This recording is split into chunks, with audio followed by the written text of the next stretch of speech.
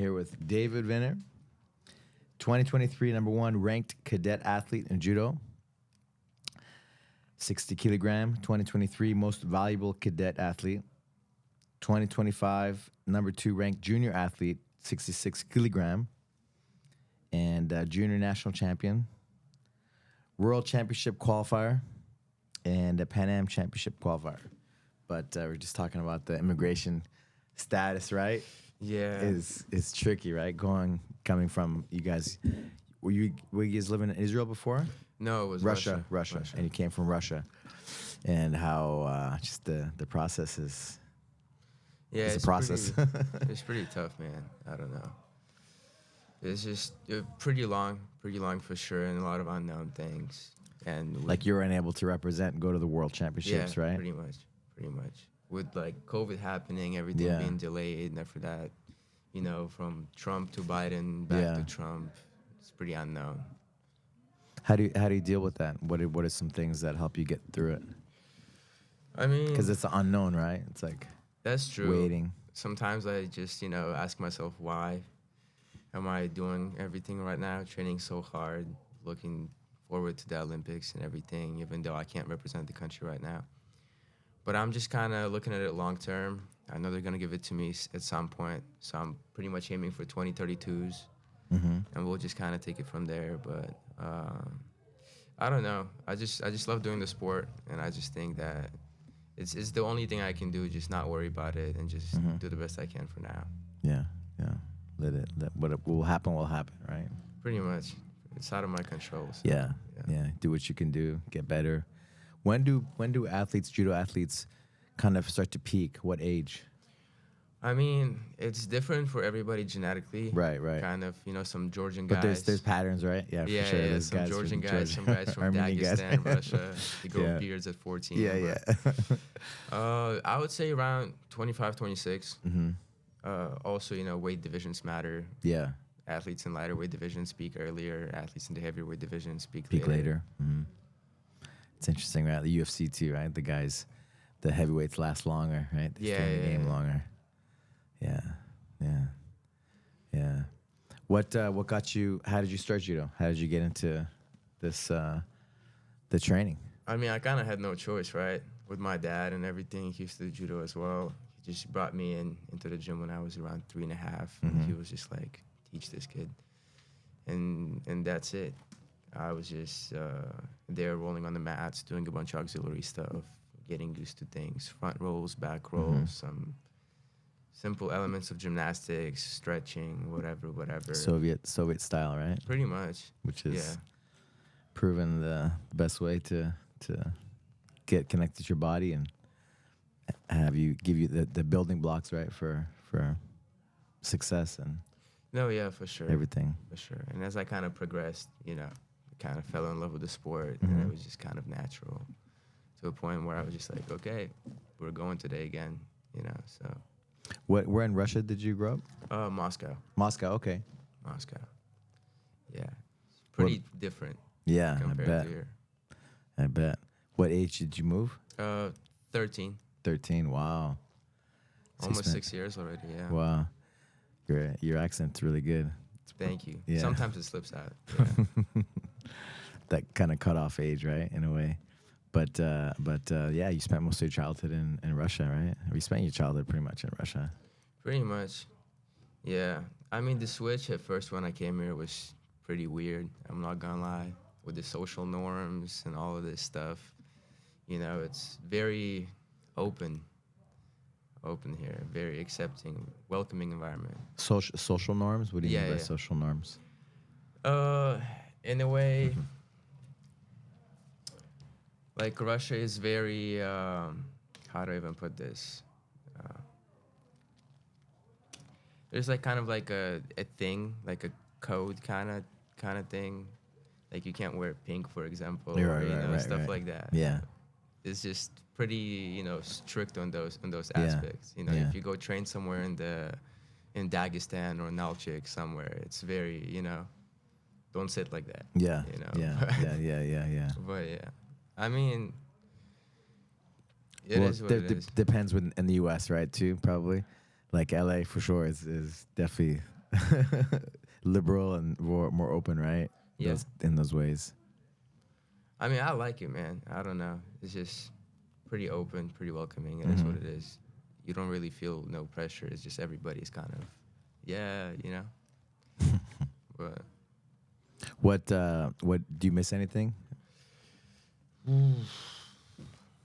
mean, I had a lot of friends. Obviously, I had to leave my friends and my coaches. Some training places for sure. Yeah, sometimes I do. Sometimes I do. There are times when I'm just laying in bed and reminiscing, looking through old photos or calling friends. But I don't want to go back, you know, especially right now with how everything with how everything is. This is definitely a country of opportunity, and I just want to capitalize on that and do as much as possible with my time here. You know, like my dad definitely has done a lot to move us all here as a family, with like the main goal of just his children, which is us, me and the three brothers, to kind of start a new life, like a new chapter for us to move to the United States and just grow from here, because there is no barrier like there would be in Russia. Yeah, yeah, yeah. A lot of different situations, right? Different system and everything. What? So was your dad around a lot when growing up, when you were a kid?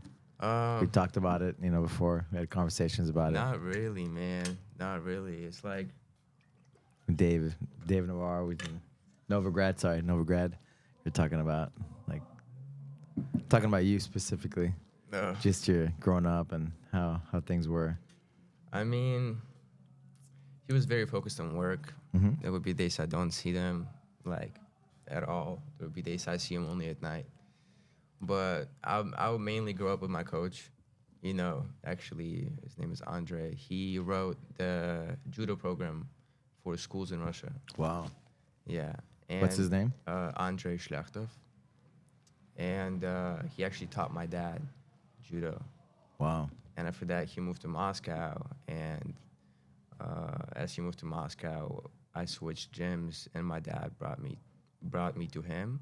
So I was mainly growing up with him, and my dad would be gone and stuff like that. He would be like training me and stuff. We'll go to church together. But yeah, it's just, I don't know. I mean, he'll be busy, you know, working on the business aspect of for things. Sure. When allowed you guys to come over, right? Yeah, yeah. He'll be very supportive though. He'll show up to all tournaments, all championships, check on me with the training stuff, make sure I'm doing good. But yeah, I mean, what I like about it right now, because we moved here, and he kind of settled down, and he just reevaluated some things, and he just came to a conclusion that he wants to spend time with his kids and watch them grow up, because it's kind of the most important thing. You know, if you're in work constantly killing yourself, you miss all the firsts, miss all the important experiences that your child needs you to be there, you know. So it's pretty cool. All my brothers are getting all the attention now, so it's nice. Plus you, right? Being around. What's the silver lining with that, you think? What's something good that's come out of that? I think just positive reinforcement from his side, and just reassurance, especially for the younger ones. I'm kind of grown now. I'm like, me and him are kind of friends. It's like more of a friendly environment. But with my brothers, it's like all the important things that they need to know, he's always there. You know, we have dinner every night. It's just they come in, how was practice, what'd you do, share some things about the techniques, preparation for tournaments, any questions about school, or just life questions, because, you know, the second one is hitting puberty now. It's a lot of things. So he's just always there and always reassuring, positive reinforcement, encourages you to keep going, and just kind of like the safety net, you know. Yeah, yeah. What are some things, some memories you have of like? I'm sorry, I meant to ask you, what would your life be without judo? To be honest, I'll probably be a spoiled kid, just not care about anything really. Probably focus on school fully. To be honest, I can't even imagine. Can't even imagine. Yeah, I'll probably Yeah. be skinny, scrawny, non-confident. I don't know. Just, I can't even imagine, to be honest. I've just been doing it for so long to the point where it's just my life, you know. I'm sure it's the same for you with BJJ. Yeah, yeah. It's always It's a on your way of mind every life, day. right? Way of life. Yeah, it's amazing. Do you think everybody should do judo at one point, or some kind of training? I think so. I think so. If we're talking in terms of if you're doing BJJ as well, Yeah, I and think you it's- should do judo. Obviously, it's essential. Takedowns, kuzushi, pulling, all the transitions. I think it's really good. It's a good sport for sure. If we're thinking about kids and just bringing kids into the sport, I think judo or BJJ Mhm. is fine, or any kind of combat sport, any martial art that's kind of rigorous, Mm-hmm. because it obviously teaches you a lot of values and Real hard character work. training. Absolutely. Yeah. What are some mistakes or some things that you see that you've seen grow up that some advice, I guess, to parents that you've seen growing up that maybe you think could have been better? Maybe not for yourself, but you've seen growing up, seeing that maybe some of your friends or some other people on the team. In terms of sports, or Yeah, just in and general? sports and judo, for example, since that's what you grew up with. I mean, it's pretty funny. You see a lot of kids when they're competing or when they're just training and the parents are watching. The parents who don't know anything about the sport always try to teach them or give them advice, and you're not the coach, kind of thing. You know what I mean? Or they're being too harsh on their kids. Oh, why are you not performing at the level that you're supposed to be performing? Oh, why did you lose this tournament? Why didn't you not beat that guy? I think a lot of psychological problems, the way they kind of talk to their kids, encourage their kids, like no positive reinforcement, you know. It's more of like they're thinking of it as here and now instead of a Long-term long-term process. process. Yeah. And the kid's emotional being, right? Like wellness.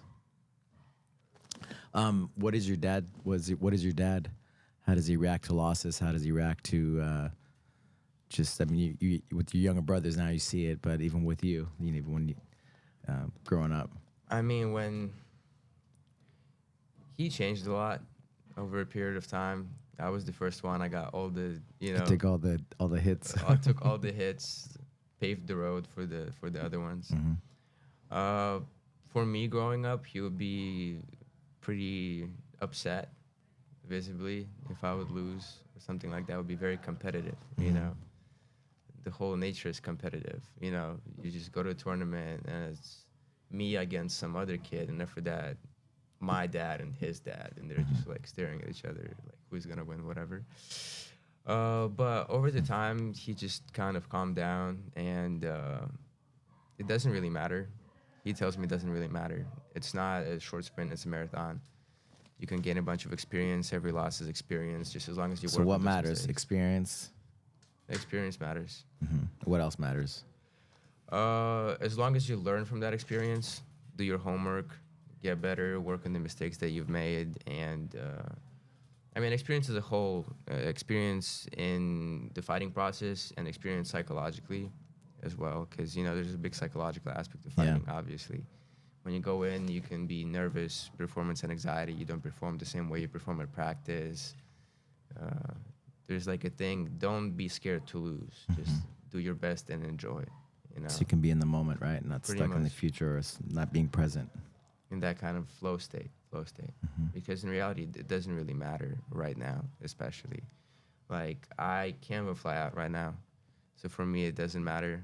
I mean, I have a good ranking. As long as I keep my ranking, I'm just always on the radar. I'm gonna be good when I get my documents, and I'm gonna da da da da da. Get your slot, get your spot. Pretty much. But for the younger ones, it really doesn't matter at all, because there was a Younger ones, like just growing up, right? Kid, teenagers, even, right? Younger. I mean, pretty much. There was a statistic in Russia, like Russian national team for seniors, people who go to world championships, grand slams, European championships, all of that. And the whole team, there's not a single person who was Russian national champion under 13, Under under 13. 15, and under 18. Not a single one. Because those kids were being pushed with, hard training and perform. They usually burn out before they peak or end their career with injuries or anything like that. So it's more of like a, just steady process. Peaking at the right time, not getting burnt out, right? No, for sure. For sure. One of our black belts, Pasadena, he switched the positions, so he interviewed me, and he was asking me about blue belts and black belts and the levels, and I remember telling him, like, man, back in the day, when I was younger, like, man, the world class blue belts was not, the level wasn't that much different than like a black belt, you know what I mean, like the best guys, of course, like there's levels and everything, but kind of just saying overall, generally, like the level wasn't that difference, but come tournament time, it was a huge difference. Like the, it's like the guys they didn't perform, they didn't compete as well as a black belt, For sure. But in training, like the difference wasn't that great, But come tournament time, it was like huge difference. Because you're always nervous, and the way it's a long process to figure out your head. Yeah, how to control your manage. emotions, how to get that experience, right, in higher level tournaments and Pretty much, yeah. finals and whatever, make big matches, right? No, yeah, for sure. It's just, there's a handful of athletes who are just kind of gym champions. They perform really good in the gym. They train really hard, amazing talent, but they have a problem with their head psychologically, and they just can't perform like that when you're supposed to. Yeah. And it's just pretty upsetting. A lot of teams, national teams in Israel and stuff like that, they implement psychiatrists to help athletes kind of figure it out a little bit. Like Penn State, they have a on the team psychologist, mental coach. Yeah. Mental coach, psychologist, stuff like that. But in Russia, and it's not like it's not there yet. thing. Yeah. It's really not. Just do it. Yeah, but at what age can you get a blue belt? When you're 16, the same year you turn 16. Same year you turn 16. I think blue belt is like the toughest belt to be in, because it takes the longest amount of time. Yeah. Like for example, like you can be training since 3 years old, and if he's 16, he gets his blue belt. Right. And the amount of experience. Right. And coming in. Yeah. technical assets he has is equivalent. Yeah. To a higher belt. So yeah. For sure. Yeah. It depends on the guy. It depends on the person, the experience, and everything else. But really, like, I just remember back in the day, like the difference isn't that crazy, But tournament time, it's a big difference. No, yeah, for sure. Bigger matches, the experience. Experience for sure. Yeah. What are some mental things that you did that you've learned along the way that have helped you? I think for big matches, big tournaments. I think that confidence comes in preparation. In preparation. For sure. You can say all you want, right, to yourself. I'm the best, but if you didn't do the work, you didn't prepare properly. Visualization is obviously a big part. If you read the book The Secret, when you visualize, manifest, it's definitely a big part of it. You have to constantly think the way you're gonna win the match, think how you're stepping on the podium, analyze every opponent, do your homework, watch the matches, see their techniques, practice counters, drill them, and just be confident. And obviously, like I said, confidence comes in preparation. As long as you give 100% in your preparation, weightlifting, practice, sparring, drills, everything is going to bring you a certain amount of confidence to the point where it's going to suppress the anxiety level. Negative, yeah. They say we have more negative thoughts than positive thoughts, right? Because of survival and the way we're wired, right? And so when those negative thoughts creep in, what are some things you do to counteract it, or what are some things you go to? I remember Michael Phelps was saying, every time I walk under a door, he says to himself, I'm the best, or whatever it is, to kind of relieve some of the pressure and just to get that positive mindset, right, in there. I just kind of try to remember why I'm doing it and what, like the road that I took and how long I've been on this road. Like the amount of training that I've put in, the amount of times I've drilled my techniques, all my best performances. And I tell myself that I'm the best. I can do this. My technique is superior. I'm fast. I'm going to catch him. I try to imagine how I'm going to catch him. Like all the combinations, all the switches, all the kuzushi, submissions, everything. And also a big thing that helps me personally is I'm religious, Russian Orthodoxy. I pray before every match, just as a, soul walk with God, kind of. It just calms me down and gives me that certain sense of reassurance. Nice, man. Nice. What are some other things that you do that have helped you along the way? Like, do you journal? Do you talk visualization, right? I do visualization a lot. How are you disciplined? Do you do a certain amount of minutes every day, or It's usually in the morning. In the morning. Usually in the morning. Like not at night, huh? In the morning before practice.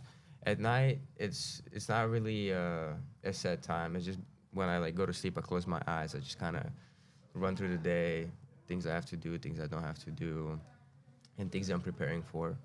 Like always, visualization. Right now, I'm preparing for a pretty big tournament that's coming up on June 20th. It's in Chicago, Junior Olympics, also qualifier for Worlds. And I'm gonna have a really tough bracket, really tough division. Tough bracket. Huh? A lot of kids that I'm gonna have to face is gonna be pretty tough. So I'm preparing for that, training 2-3 times a day right now. And there's not a day or an hour where this doesn't go through my mind. I'm constantly thinking about it. It's constantly on my mind. But yeah, visualization is definitely a big part. Yeah. For sure. Do you journal? Do you? I used to because an Olympic champion in Russia told me that he journals. So I started journaling, and after that, I kind of stopped journaling and never picked it back up. But I was told it helps. I just never got back into it. I'm just kind of a mind guy. I have my schedule for workouts and everything, and have my certain understanding of the things that I need to do to prepare for this tournament, technique-wise, the drills I need to practice, the people I need to watch, the people I need to analyze, and I just kind of go from there. Have you written down your goals on paper? Yeah. I have a dream goal board. And you've written it down with some kind of pen or paper, a pen or a pencil? Yeah. Not pencil, pen. Marker. My dad told me to do it when I was younger, the main things that I want to accomplish. The main goal, sub-goal, all the materialistic things I want to have, all the stuff like that. So it's just kind of there. Yeah. There was a book I read, Napoleon Hill, Think and Grow Rich, when I was 18, and it helped me write down my goals and what I wanted to do, and had all the pieces. And it was writing down your goals, writing it down, but being very specific, right, with the things that you want. Yeah, and it really got me because I was going, but I wasn't laser focused. And once I did that, I got laser focused. What were some of your goals that? I wanted to be the best in the world, and because I lived in the U.S. at the time, and I ended up moving down to Brazil, which was kind of crazy. I was 18. I mean, definitely a big change. Yeah, going into a different community. I'm in Rio, in the jungle, and I didn't speak Portuguese, and I'm what am I doing here? I mean, but you obviously figured it out, adapted. Yeah, I had an older brother that was they kind of watched out for me, but it was kind of what am I doing here? Some mornings you wake up what's going on? Yeah, mosquitoes. You have to get a fan, and it was the money back in those days. It was 1-to-1, so $1 to their AIs. So it was I was kind of poor too. Walking to the gym, and it wasn't easy, right? No, of course. And I lived on this island in Rio de Janeiro. There's in Baja. There's a lagoon, and so you had to get a little boat, and then I had to paddle boat to get to my house. And tell the story where I get home late, after training all day, and then somebody would take the paddle, and I have to grab, to pull myself back to the house, and it was How long were you in Brazil for? All together, I would go back and forth, but I 3 years altogether. But then I went back and forth for many years for big tournaments and stuff. All the majors were there, except for the Pans. Was it a major point of your life where you improved, like an inflection point in a way? I mean, listen, like what do you want? You want a mastermind, right? You want to be around the best people, right? And so that's where it was. You know, that's why I made the jump. That's why I went there, to be around like the best in the world, right? And then that you see that, and then it, you know, rubs off on you, right? Yeah, you And become who you that. hang around with. Yeah. Yeah. And that's where all the tournaments were, and so that's where I was at. And so I took the jump and did it, you know. But sometimes you're like, why did I do what? And because back in those days, I mean, it was very underground, right? Still the UFC and stuff. So Yeah. so like, I didn't really see a future. I just really, really loved it. And that's all I could think about. Every day, all day. I love it too, but no money. No money in the sport, for sure. I mean, BJJ is on the come up, though.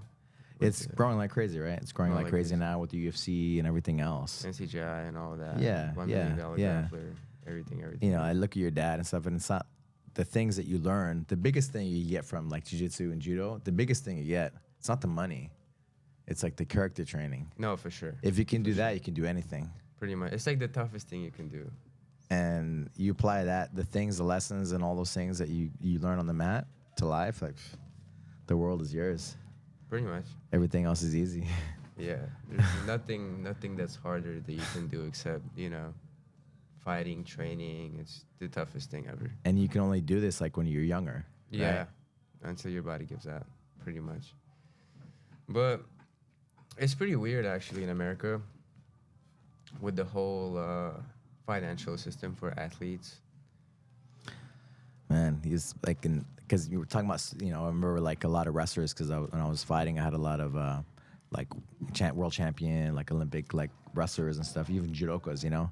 And I hung out more with the wrestlers, but they would just complain about the American not supporting enough the athletes, the top athletes.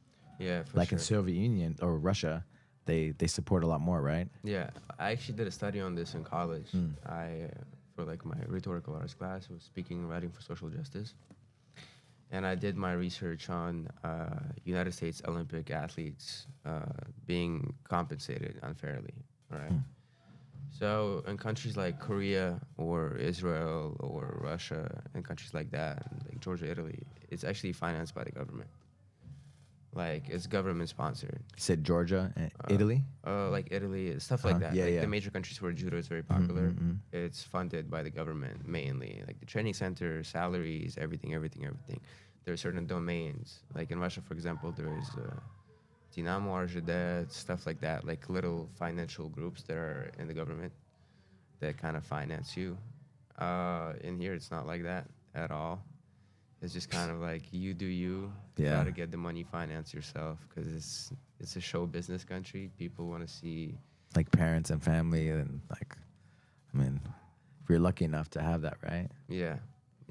I mean, it's hard, man. It's really hard for people who don't have financial support from their parents. They have to literally scrap things together, try to find a sponsorship, and it's hard. It's just, I don't know.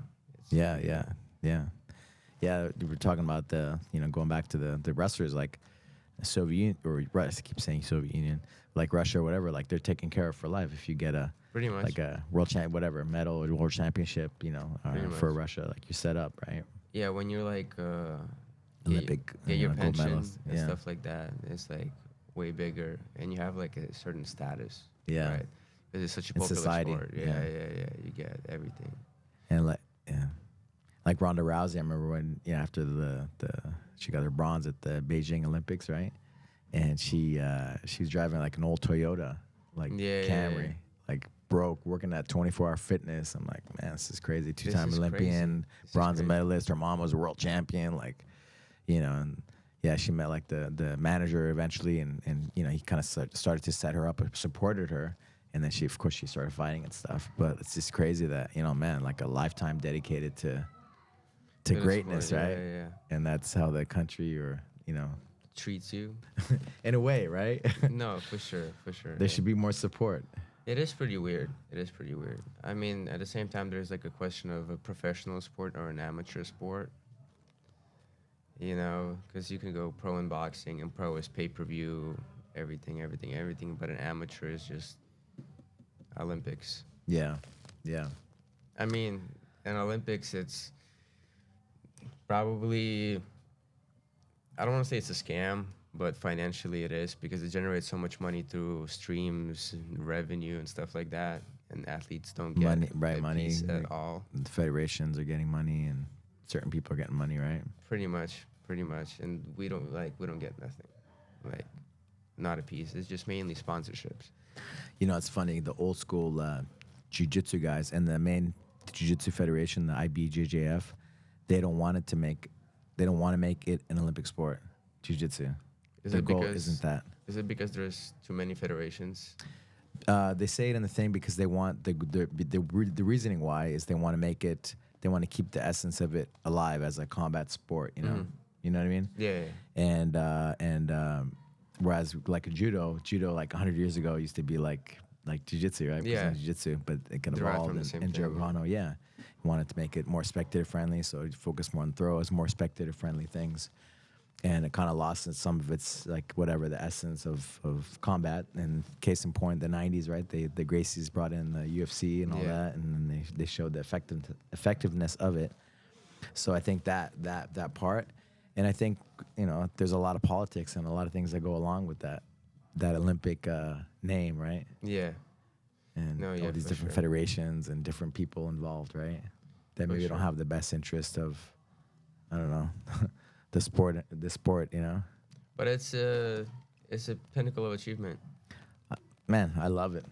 Trust me. You know, It's trust great. me. It's like, you know, respect, you know, and it's amazing.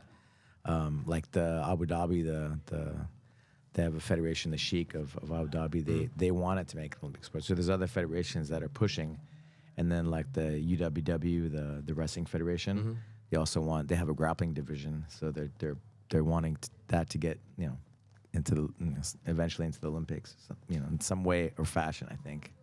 I mean, I think it's gonna happen definitely with the way it's going now. Yeah, it's like all over the world, right? And like one of the fastest growing things, like by practitioners, right? Not by spectator friendliness, right?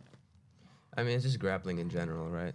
And the grappling involves elements of judo, wrestling, BJJ, all of that stuff. I just think like jiu-jitsu, for what I see now, it's so similar to judo, right?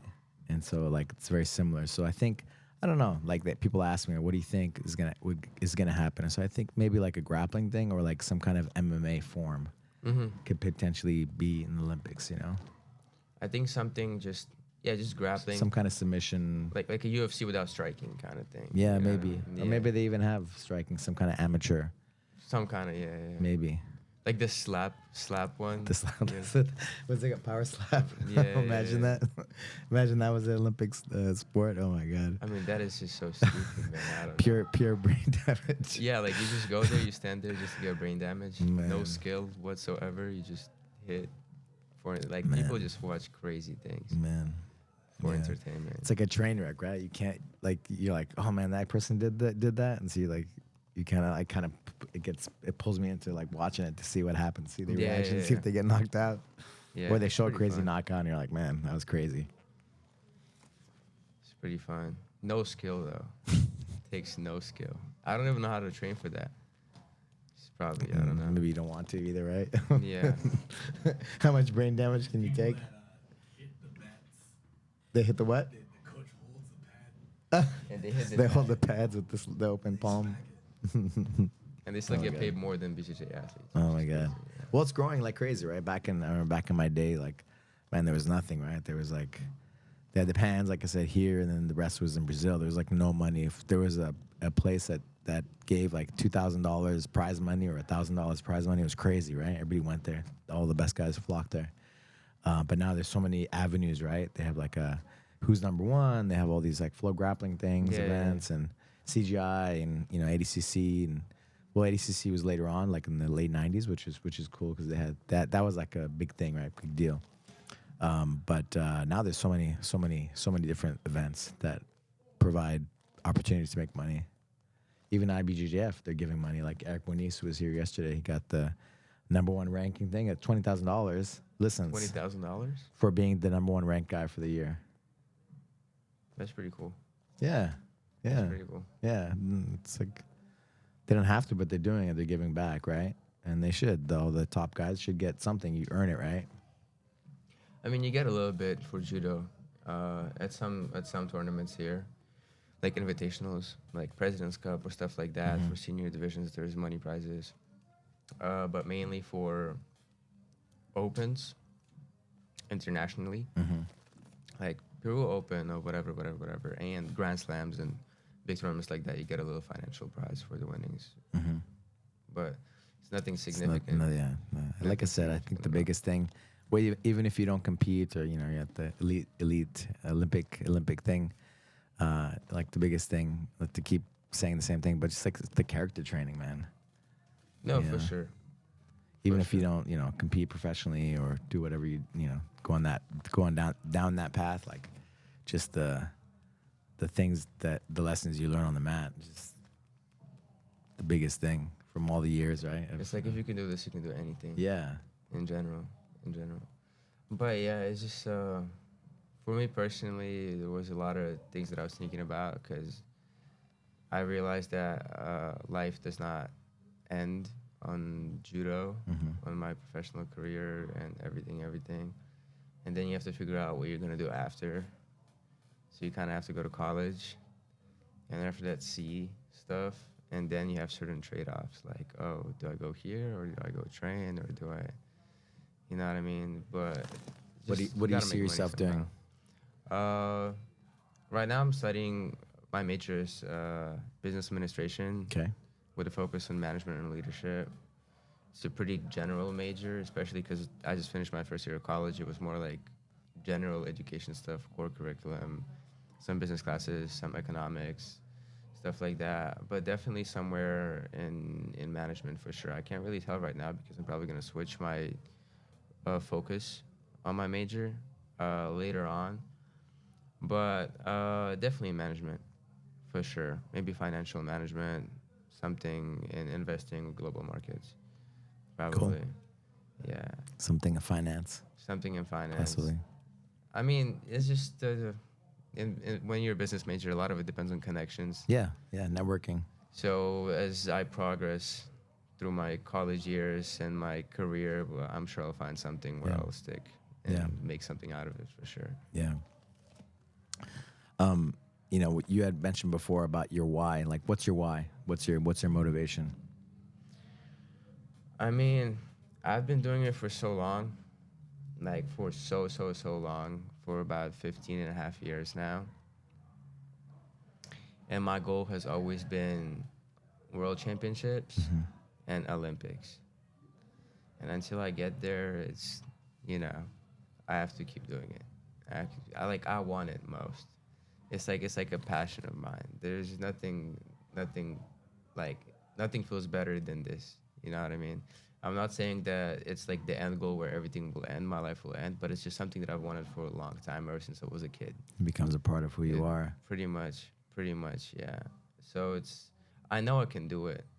I know I have the brains for it. I know I have the technique for it. I just have to keep going. Physical training, drills, speed, explosiveness, go to a world tour, attend all the camps, go throughout the country, get a bunch of experience, and then different styles, right? Different styles, progress with that, for sure. But I've been doing it for a long time. I've been to countless amount of training camps, put in countless amount of hours in the gym in Russia, here, and it's just like I don't want to give it up for nothing. It's like I've come so far. Like, why end here? Kind of thing. Yeah. But I love it. Like, I genuinely love doing it. It's awesome. That's it. It's winning right there. How do you compare like judo in Russia to judo in USA? I mean, Russia is definitely on a bigger level, for sure. They're up there. I mean, they're dominating the world stage as well. They're like one of the big three. Like Japan, Russia, and Georgia. Georgia is pretty good. But Russia also is kind of like, there's Kazakhstan, Tajikistan. They're not, but they kind of are. They're not Russia, but it's kind of. But they get in there, yeah. Still. It's kind of like the same thing. Just like that that continent.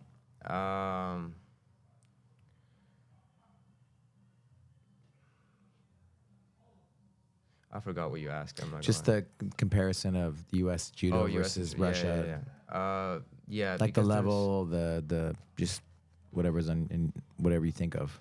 there is because judo is so popular in Russia, everybody's doing it, and the more people do it, the level of competition rises. What about France? Is France is really good as well. They actually have the best judo system for schools. They implemented it in schools, so it's like a very, very popular sport there for sure. But compared to the United States, like everything else is higher, for sure. Like Russia, Georgia, Japan, France, Italy, all those countries have a higher competition level. It's definitely more tough to qualify. A lot more guys training. Georgia is such a small country. Why do you think? Why are they having that success? Ah, dude, I don't know. I think, I mean, the sport is very popular. A lot of guys are genetically very, very Genetically, strong. And like Caucasus, that area, right? yeah, and I just think the training system is really good as well. Training system is really good, and they're just genetical freaks. Pretty much, they like unbelievably strong, just God given naturally. Mountain people. Exactly. So there's also like a difference of styles, right? There's a Japanese classical style, you know, and I've heard there's a Georgian where it's more physical, more kata guruma kind of style, you know what I mean? But yeah, the United States doesn't compare. That's why we don't have much success either. Yeah. And we're not funded either. So it's like, the funny thing is, we have like a national team, right? But we don't have The U.S. Yeah, for judo. But we don't have like a center. We don't have like the national team headquarters. So it's just people training in different gyms and different programs. Yeah. And whatever your rank is, whatever you qualify, that's the national team. But like in other countries like Georgia or Japan or anywhere else, there was like a set place with the college And everybody goes there, program. yeah. Everybody goes there. Everybody trains together. Do you think it's because the U.S. is so big and spread apart, like Japan and Georgia is like much easier to travel, right? Because it's much smaller. I think it's just due to a lack of funding. Because, I mean, you have to think from their perspective too. They're not really gonna get anything out of it because a lot of people in the United States don't watch judo. It's not as popular as it is in other countries, so they're not gonna get much revenue based on that because nobody's gonna watch it probably. So that's Crazy, huh? that is pretty crazy. But Have you gone out to Jimmy Pedro? Jimmy Pedro, I mean, I compete with their kids all the time. Jimmy Pedro is very, very good. He has a good school, good program. Also, he has Travis there as well, right? I mean, they're good. They're pretty good. The Pedro school. A lot of kids from there are gonna transfer to the North Carolina program.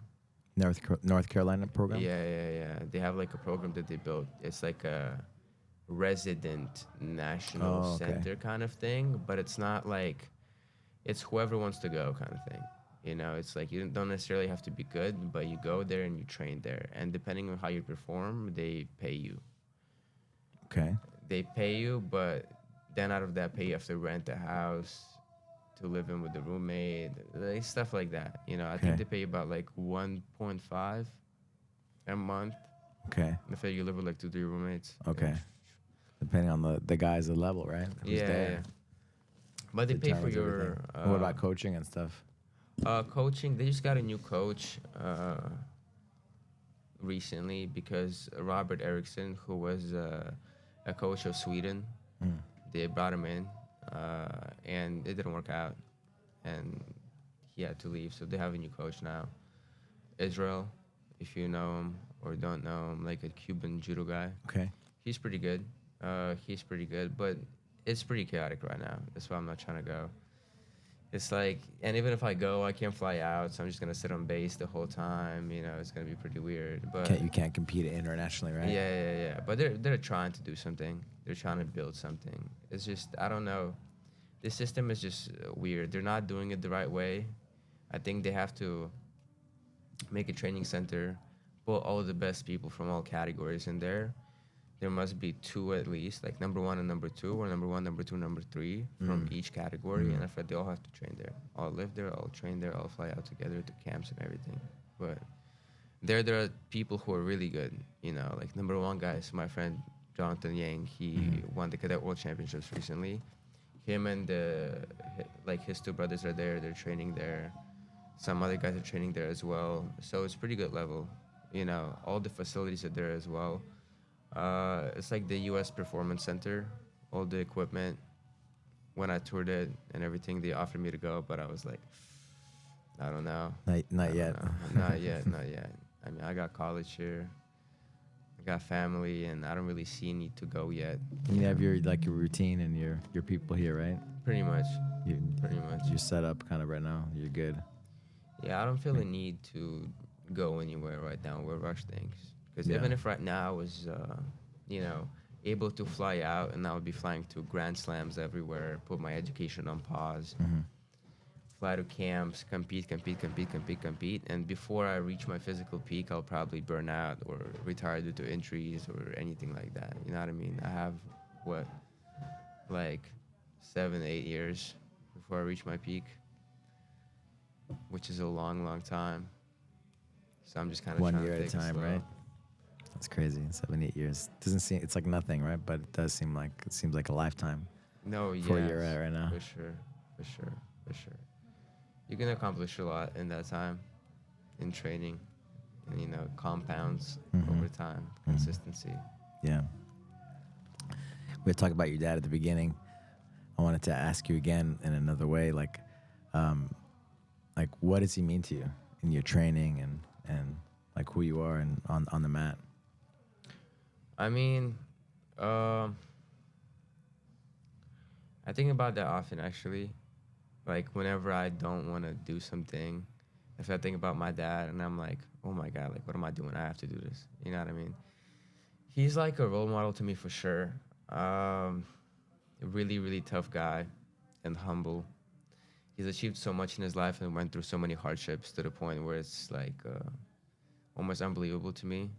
You know, whenever I'm facing something or I'm stressed about something or like I don't want to do this or I think this is too hard or I'm worried, anything, I just think about what he had to go through. And I'm like, oh my God, this is like nothing, And I'm not saying that like it's good to compare because everybody kind of has their own path and mental maturity and stuff like that. But he has done a lot in his life and sacrificed many, many, many, many things to get us here. And I'm very, very thankful for that. He is definitely a very big supporter of mine. And I want to kind of see, for him to see me succeed. I want to like pay off my debt in a way later on, financially and emotionally. He's a role model. I obviously want to surpass him, but the things that he achieved, things that he sacrificed is very admirable. That's it. Love it. Thank you, brother. Thank you for Thank you. the times I get to spend on the mat with you. See you. It's always fun. Even making those videos, making that video a couple weeks ago with Kevin. It's cool. It's a pleasure for me as well. And thank you so man, much. wishing you all the best. And yeah, it's coming. It's a matter of time. For sure. Thank you. Thank you, brother.